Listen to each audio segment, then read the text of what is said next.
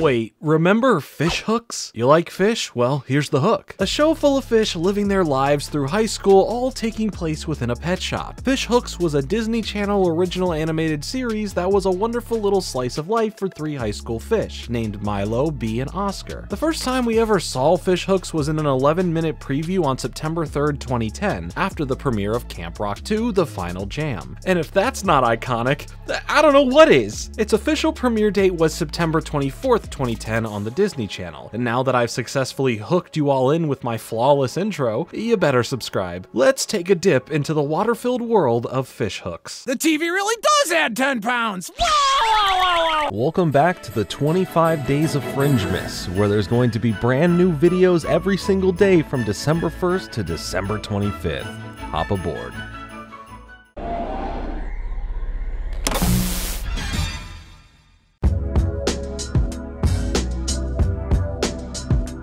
In Fish Hooks, we follow the everyday lives of three teenage fish who live in a pet store called Bud's Pets. Milo, Oscar, and Bee are just like human high schoolers. They go to school, worry about their romantic lives, and try to navigate just existing in one of the most awkward times of their lives. They're instead just fish. Milo is voiced by Kyle Massey, who is most famous for his role as Cory in the Cory in the House Nintendo DS video game. He is Oscar's brother, despite looking completely different and also being a polar opposite to him when it comes to his personality. Milo is very socially extroverted, constantly needing to be surrounded by his friends and always down to hang out or party. He doesn't tend to worry about things like his brother does and follows what piques his interests, which means he doesn't prioritize cleanliness, school, or even his own safety in any way. He's a very quirky guy whose personality always surprises me throughout watching the show, and I'll just never forget the time he was trapped in the store owner's pocket. Milo's brother is Oscar, voiced by Justin Roiland, who is most well known for his role as the Szechuan sauce guy. Look,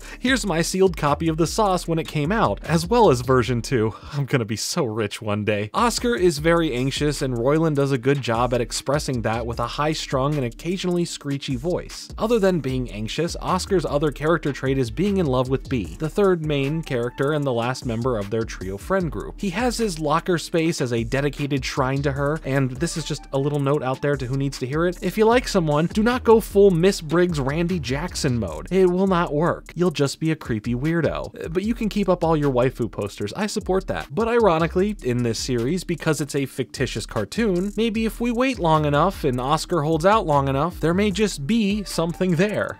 No pun intended. Bee is voiced by Chelsea Kane, who is no stranger to Disney Channel content. Bee is very outgoing and dreams of her future success of being a famous actress, hence why her personality can lead more toward the dramatic side, which we get to see a lot of when they all put on a play that tells us a lot about why potatoes are great, especially the baked variety. Am I right, Scott? Baked potato. Perfection. Because of her very cheesy attitude and her extroverted personality, she is painted as the character that's really popular romantically, not really having any issues socially. On the more negative side, she has a lot of problems when it comes to taking criticism, as her very focused and confident mindset can teeter over into the realm of arrogance. Nevertheless, she is really close with Milo and Oscar and is super supportive of both of them no matter what they put their minds to, even if Milo's ideas aren't the smartest. Should I have gone with vertical stripes? Sizzling Summer will be right back with Fish Hooks. You're tuned in with Fish Hooks on Disney Channel.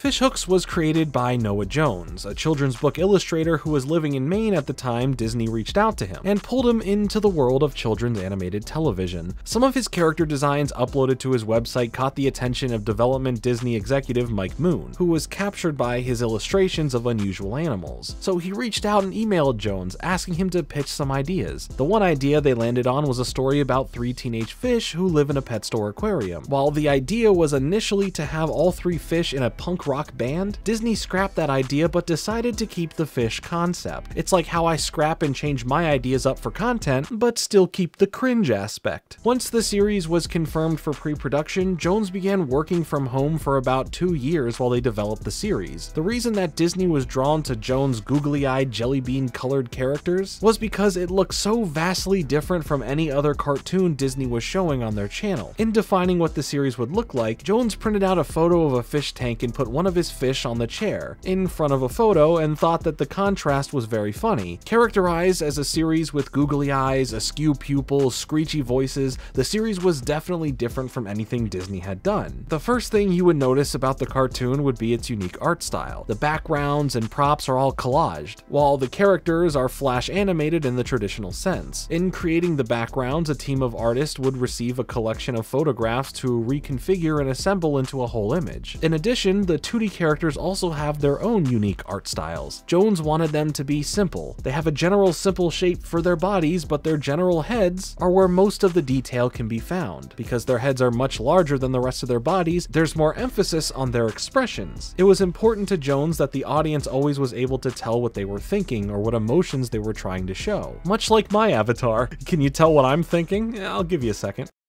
That's right, I'm thinking about the time that I was built in a factory. I mean, born. Yeah. Have I told you about the masterpiece of a film, Blade Runner 2049? The series is overall very fun. The pet store offers a whole world of possibilities and various locations that our fish can travel to. It's clever how the show creators go about having fun with traditional things that you can find in a pet store, and how they would be repurposed in everyday life. We also get to see other iconic characters like Chelsea, Bay's close friend who has a very sarcastic but confidently iconic girl pop attitude. Clamantha, the quirky and love-stricken cheerleading clam who is voiced by Fish Hook's developer and Gravity Falls creator Alex Hirsch. There's also Albert Glass and Jumbo Shrimp, Albert's best friend. There's also Joctopus Ludwig Vandenbush, who is the classic antagonist school bully, and the list can really go on. All of these characters that we see throughout the show, whether they have bigger roles or not later on, are all really unique and well done in their own right. The series did pretty okay on the critical reception standing, with a BAFTA win under its belt and a few other small wins and nominations. The series did pretty well overall for itself. It also gained a really involved fan base that Noah did his best to keep up with. He has stated that he receives lots of emails from fans and actively took to the internet to see both fan art and fan fiction, which is a battle in itself, so he already has my respect for being brave enough for that since it's based on his work. He even shares that he finds it amusing to see fan theories and the kinds of things that fans make up, including Milo and Oscar's last name being Fishtooth, which isn't true, but they found it entertaining nevertheless. I think that Fish Hooks is a pretty fun show. I thoroughly enjoyed spending time in this world the show crafted together, but especially loved the art direction for anything that takes place outside of the tank. From the way the human who owns the pet store, Bud, looks like and interacts with his store, to the end of the show getting to have conversations and funny moments with Snake and Mouse, who just view the world from their shared tank, which is like becoming friends with your food. It's also a nice little end of the episode stinger that reminds us that there are in fact other animals in this pet store. We just focus on these little fishies. There's also this episode called Pool Party Panic where everyone in the show is turned into humans at a regular school now. Like a regular high school based comedy cartoon is what it would just be without being fish. Having Milo explain that he guesses he had dreamt up everything and everyone in class being a fish, as we get to see what a human version of basically every character would look like if they were to be a human, even the teacher, Mr. Baldwin, who, when not a human here, is a pregnant male seahorse. He was, get this, pregnant! Which I feel is a fact most people would know, but just in case, male seahorses carry and give birth, usually to a ridiculous amount of seahorse babies, which actually does happen in the show at one point. Fish Hooks just always had fun with the concept, having fun episodes that would swim away from what a usual episode would be like, and that helped keep the formula of the show fresh. But as most things, Fish Hooks would eventually come to an end. What? But we haven't made any money yet. An all-new episode of Fish Hooks is next. Now we're back to Fish Hooks. The final episode aired on April 4th, 2014, after a total of 110 episodes across 3 pretty packed seasons. It got a lot of exposure being both on Disney Channel and Disney XD, and I remember seeing the series around a lot while it was airing, and over 100 episodes is definitely not anything to sneeze at. When comparing it to other series on at the time, didn't have nearly as big of a reach, but then again, Fish Hooks in all honesty did really well for itself. It had and still has a really dedicated and emotionally distraught fan base. Are y'all okay over there?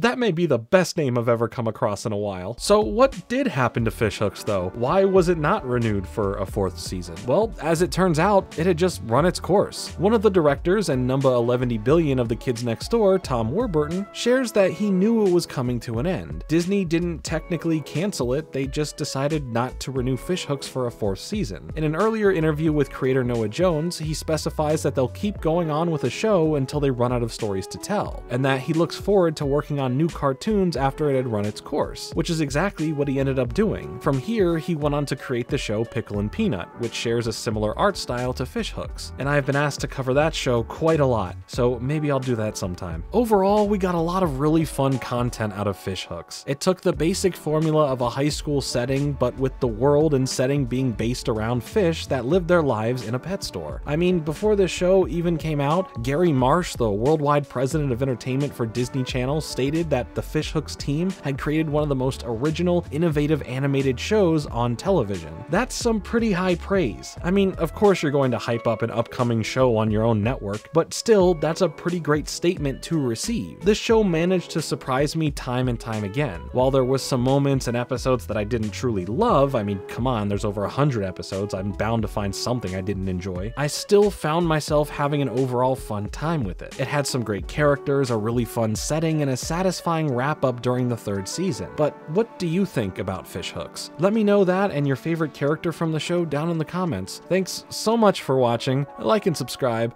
Later.